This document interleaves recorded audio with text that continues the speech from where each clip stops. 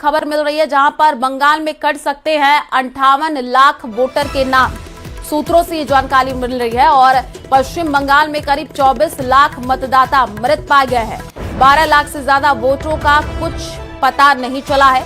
ममता के क्षेत्र भवानीपुर में 44,787 वोट कट सकते हैं। तो बड़ी खबर है बंगाल से, जहां पर एसआईआर के बाद इलेक्शन कमीशन के सूत्रों के हवाले से एक बड़ी खबर मिल रही है।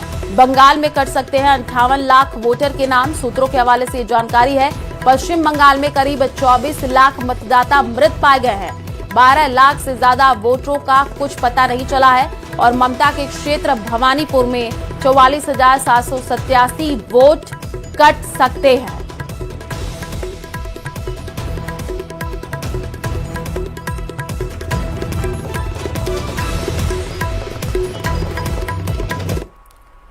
पश्चिम बंगाल में एसआईआर को लेकर के सियासी टकराव लगातार बढ़ता जा रहा है। ममता बनर्जी ने एसआईआर और एनआरसी को लेकर के बीजेपी पर तीखा हमला बोला। उन्होंने एक रैली में पश्चिम बंगाल की महिलाओं से एसआईआर के खिलाफ लड़ने की अपील की और इस दौरान उन्होंने गृह मंत्री अमित शाह पर भी आपत्तिजनक टिप्पणी कर दी। एक चोखे तार दुर्योधन और एक चोखे तार दुःशासन।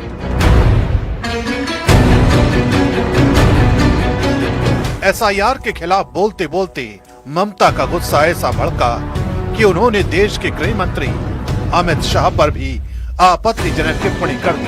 बंगाल में एक रैली के दौरान ममता ने गृह मंत्री अमित शाह को खतरनाक बताया और ये आरोप लगाया कि उनकी एक आंख में दुर्योधन, दूसरी में दुशासन दिखाई देता है।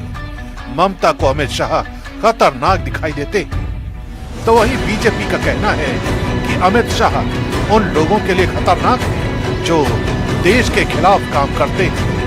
এখানে একজন স্বরাষ্ট্রমন্ত্রী আছেন, তিনি করতে পারেন না এমন কোনো কাজ নেই।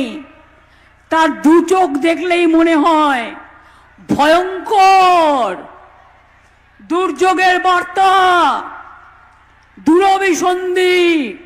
এক চোখে তার দুর্যোধন আর এক চোখে তার দুঃশাসন। তিনি বলে দেয় এদের সব বাংলাদেশি বলে বাদ দিয়ে দাও, এদের রোহিঙ্গা বলে বাদ দিয়ে দাও। खतरनाक तो उन लोगों के लिए होना ही चाहिए जो लोग सरकार के विरोध में काम करते हैं, उन लोगों के लिए खतरनाक रहना ही सही है। लेकिन ममता बनर्जी किस खतरनाक के बारे में कह रहे हैं ये हमको पता नहीं है। और ऐसे एक सांसद को, एक मंत्री को ऐसे टिप्पणी करना उनका आदत है, उन करते भी है। उन्होंने ये भी कहा कि एक आंख में दुर्योधन दिखता है और एक में दुशासन। ऐसा उनका खुद का बात है, ऐसा कोई बात नहीं है। माननीय गृह मंत्री जी बहुत ही सही तरीके से देश को उनके मंत्रालय से चला रहे हैं। मैं सामने से देखा हूँ।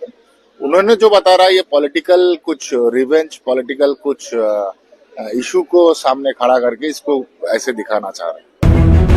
ममता बनर्जी ने एसआईआर के खिलाफ लोगों से ऐसे अपील की जिसे बीजेपी भड़काऊ बता रही है, क्योंकि वो घुसपैठियों को संरक्षण देना चाहती है।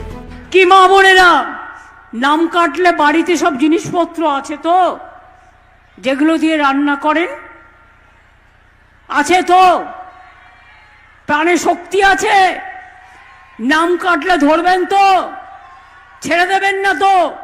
মেয়েরা সামনে লড়াই করবে আর ছেলেরা পেছনে থাকবে। আমি দেখতে চাই মা বোনদের শক্তি বড় না বিজেপির শক্তি বড়। আমরা দেখতে চাই, বাংলা দেখতে চাই। এসআইআর সামনে, পেছনে এনআরসি। এনআরসি মানি না, মানব না। ডিটেনশন ক্যাম্প হবে না, মানুষ বিতাড়িত হবে না, নিশ্চিন্তে থাকুন। बांग्लादेशी मुस्लिम घुसपैठिया को हम लोग भगा देगा। डिटेंशन कैंप का जरूरत नहीं होगा। हर इंडियन यहाँ रहेगा। वो हिंदू से हो सकता है, मुसलमान हो सकता है, लेकिन बांग्लादेशी मुसलमान एक भी नहीं रहेगा। और डिटेंशन कैंप का कोई जरूरत नहीं है। जिस रास्ता से आया था उस रास्ता से हम लोग निकल देगा। इस बीच बंगाल के राज्यपाल सीवी आनंद बोस ने भी साफ किया है कि एसआईआर बिना किसी रुकावट के जारी रहे और इसके लिए जरूरी कदम उठाए जाए। Therefore, all stakeholders have been instructed by the Supreme Court of India to take necessary steps to see that the SIR goes on without let or hindrance. SIR पर ममता बनर्जी बनाम बीजेपी की सियासी जंग तेज हो गई है। पश्चिम बंगाल में जैसे जैसे चुनाव करीब आ रहे हैं, राजनीति का केंद्र बंगाल बना रहेगा।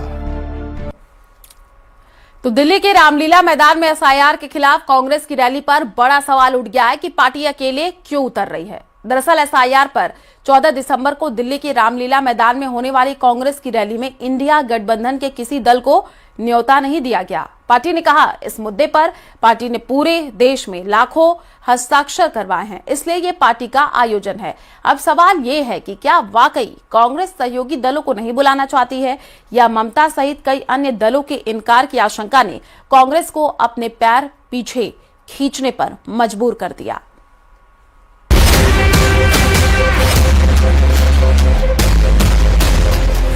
हुंकार रैली में कांग्रेस की एकला चलो राजनीति। इंडिया ब्लॉक के साथियों के बिना होगी कांग्रेस की रैली। क्या है कांग्रेस की एकला चलो रणनीति की कहानी?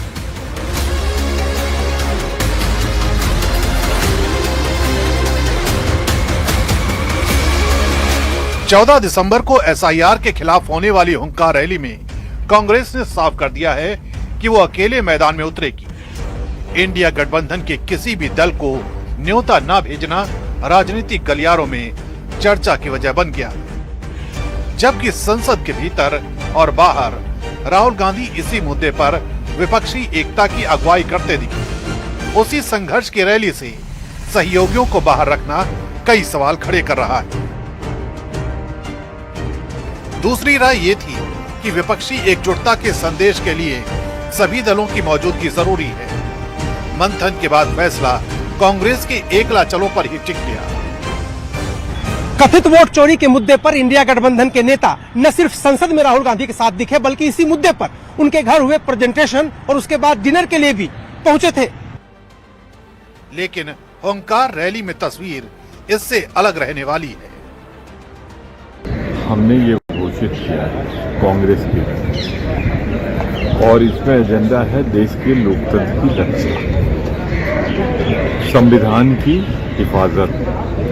अगर इलेक्शन प्रोसेस वही करप्ट हो जाए, लोकतंत्र की जो बुनियाद है, जो आत्मा है, वो है एक निष्पक्ष चुनाव प्रणाली में पूरी तरह से पारदर्शिता।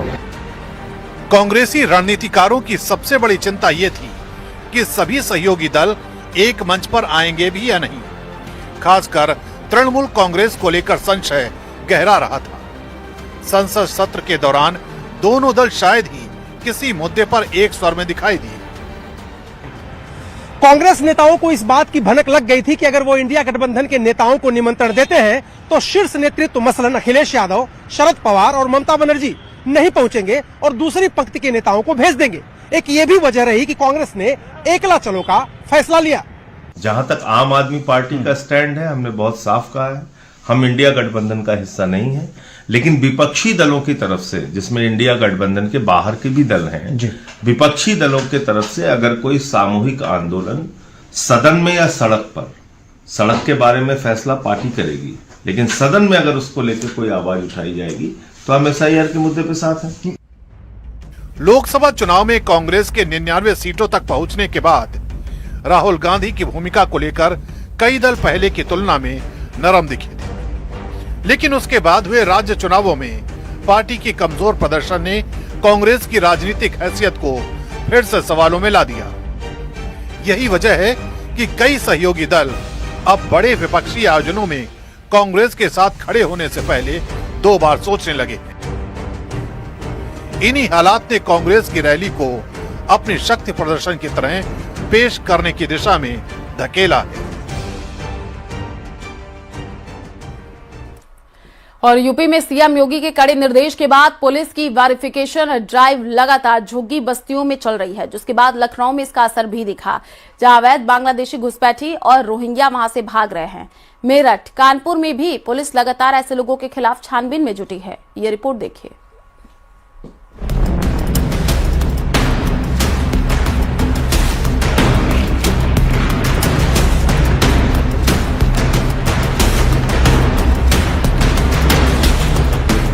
योगी सरकार के एक्शन से अवैध बांग्लादेशी डरकर भाग रहे हैं।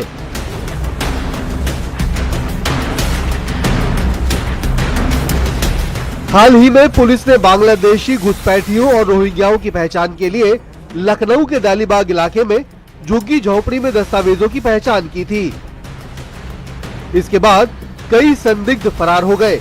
डालीबाग इलाके से लोग बस्ती खाली करके भागे। हम इस वक्त डालीबाग की जो बस्ती में मौजूद है वहां पर आपको दिखाते हैं कि यहाँ पर बड़ी जो बस्ती थी यहाँ पर थी और कई सारे लोग यहाँ पर रह रहे थे। अभी कुछ दिनों पहले ही यहाँ पर अभियान चलाया गया था जिसमें जो लोग यहाँ रह रहे थे उनके दस्तावेजों का सत्यापन किया गया, उनकी जांच की गई, जिसके बाद में कई सारे लोग इस बस्ती को छोड़कर जा चुके हैं। बताया जा रहा है कि उनकी जो आइडेंटिटी थी वो क्लियर नहीं थी, तो ऐसे में बस्ती ये खाली कराई जा रही थी और अवैध रूप से क्योंकि ये बसाई गई है तो यहाँ पर उनको बोला भी गया था कि जाने के लिए, लेकिन जब कागजों की जांच आई और जब सख्ती बढ़ी तो यहाँ से कई सारे लोग जा भी चुके हैं। पुलिस की चेकिंग के दौरान पता चला कि यहाँ पर एक झुग्गी में अवैध मदरसा भी चल रहा है। मदरसे में कई धार्मिक किताबें झोपड़ी में मिली हैं और अटेंडेंस रजिस्टर भी मिले हैं। कई सारी किताबें यहाँ पर रखी हुई हैं जिनमें ज्यादातर में सभी में उर्दू में लिखा हुआ है और कई सारी चीजें ऐसी रखी हैं जो कि धार्मिक चीजों से जुड़ी हुई पता चलती हैं। यहाँ पर ये सामान आप देख रहे हैं कि यहाँ पर किताबें रखी हुई हैं, कई सारे बैग्स हैं। यहाँ पर आप इधर राइट हैंड साइड पे देखेंगे एक व्हाइट बोर्ड है और इसी तरह से यहाँ इस झोपड़ी की बात करें तो यहाँ कई सारा सामान है कि ये माला देखेंगे आप और इस तरह से कुछ किताबें और नोटबुक्स हैं जिसमें यहाँ पर नाम भी लिखे हुए हैं। आपको यहाँ पर नाम बताते हैं, यहाँ पर कई सारे नाम लिखे हुए हैं। ये एक अटेंडेंस रजिस्टर जैसा पता चलता है। यहाँ पर मेरठ में भी ऑपरेशन घुसपैठिया चलाया जा रहा है। ड्रोन से भी घुसपैठियों पर नजर रखी जा रही है।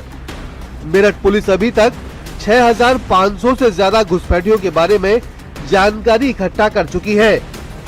जो लोग प्रदेश के बाहर से आए हैं सर्वप्रथम उनको चेक किया जा रहा है और ऐसे करीब 6,500 लोगों को चेक करके उनके आईडी अभी तक पुलिस ने लिए हैं। इनको जो उनके मूल जनपद के निवास हैं वहां पर प्रेषित किया गया है पुलिस को और वहां से सूचना मांगी गई है। सत्यापित होने के पश्चात जो सूचना आएगी उसके आधार पर इसमें अग्रिम कार्यवाही की जाएगी। कानपुर में भी विशेष अभियान चलाया जा रहा है। इसके लिए पुलिस की स्पेशल टीमें बनाई गई हैं, जो झुग्गी बस्तियों में जाकर बांग्लादेशी घुसपैठियों रोहिंग्याओं की तलाश में चेकिंग कर रही है। खुद पुलिस कमिश्नर ने अवैध रूप से बसी बस्तियों में जाकर वेरिफिकेशन किया। झारखंड में, वेस्ट बंगाल और असम में भेजी थी। हमारी टीमों ने वहां की पुलिस के सहयोग से वेरिफिकेशन का ड्राइव चलाया है और मैक्सिमम जो हमारे यहाँ से जिन लोगों का हम लोग सूची लेके गए थे उनके सत्यापन जो आइडेंटिटी कार्ड थे तो काफी का सत्यापन हो चुका है और टीमें जैसे ही वापस आ जाएंगे तो उनकी जो फाइंडिंग्स हैं उसके साथ उसको आपके साथ साझा करेंगे। कानपुर के थाना कल्याणपुर इलाके इंदिरानगर में बनी दर्जनों झुग्गियों में यह अभियान चलाया गया। अब तक 1100 से ज्यादा संदिग्धों की पहचान हुई है। करीब 250 लोगों की नागरिकता कंफर्म करने के लिए 4 राज्यों में टीमें भेजी गई हैं। मुख्यमंत्री के आदेश के बाद रोहिंग्या और बांग्लादेशियों के खिलाफ एक अभियान की शुरुआत हुई जो संदिग्ध है और ऐसे में न्यूज 18 टीम कानपुर के एक ऐसी बस्ती में ज्यादा कैमरे की नजर आ रही है। यहाँ रोहिंग्या और बांग्लादेशियों की एक लंबी फेरिस्त है। हालांकि आधार कार्ड जिनके पुलिस चेक कर रही है। आप देख सकते हैं कि कानपुर के अंदर 3 टीम्स बनाई गई जो एडिशनल डीसीपी के नेतृत्व में। कानपुर में ऐसी 3 टीम्स लगातार हर बस्ती में जाकर पूछताछ करें। ऐसे 700 लोगों की एक लंबी लिस्ट को तैयार किया गया। आशीष पांडे के साथ अमित गंजू, न्यूज 18 कानपुर।